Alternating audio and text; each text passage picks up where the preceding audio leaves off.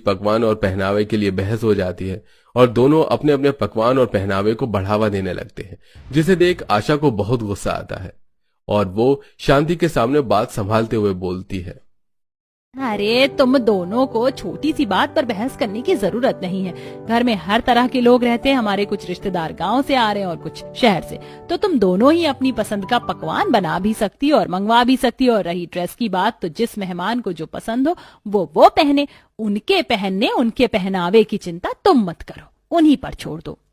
समधन जी, आपकी तो दोनों ही बहुएं बहुत समझदार हैं। काजल, अच्छा हुआ जो तुम अपने मायके आ गई, वरना तुम्हारी नंद तो तुम्हारा इतना ख्याल रख ही नहीं पाती। मैं भी देखती हूँ मेरे होते हुए गोद भराई पर क्या करती हैं दीदी। सबको मेरा ही पकवान और पहनावा पसंद आएगा। आने दो रात को अमित को, उनसे बात करूंगी। होगी ये शहरी मॉडर्न अपने लिए। मैं पिछले 2 साल से यहाँ रह रही हूँ, मैं सबकी पसंद नापसंद की रग रग से वाकिफ हूँ। यहाँ पर सभी को मेरे ही पकवान और मेरे ही हाथों की बनाई हुई ड्रेस पसंद आएगी। आशा अपनी दोनों ही बहू की बात मान लेती है और उन दोनों पर ही अपनी बेटी की गोद भराई की जिम्मेदारी छोड़ देती है। मगर शाम को जैसे ही अमित और सूरज अपने कमरे में सोने जाते हैं, दोनों ही अपनी पतियों से पैसे मांगती हैं।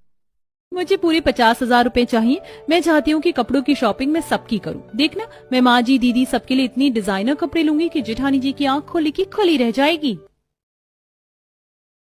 वो शहरी मॉडर्न खुद को पता नहीं क्या समझती है। मैं भले ही गांव से हूँ पर गंवार नहीं, और वो मुझे गंवार समझती है। देखना आप, मैं इतना अच्छा ड्रेस बनाऊंगी ना, उसकी भी बोलती बंद हो जाएगी। इसके लिए मुझे पैसे चाहिए।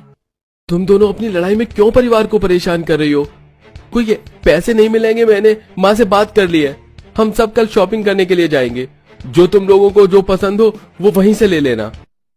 सूरज और अमित दोनों ही अपनी बीवी को पैसे देने से मना कर देते हैं और अगले दिन पूरा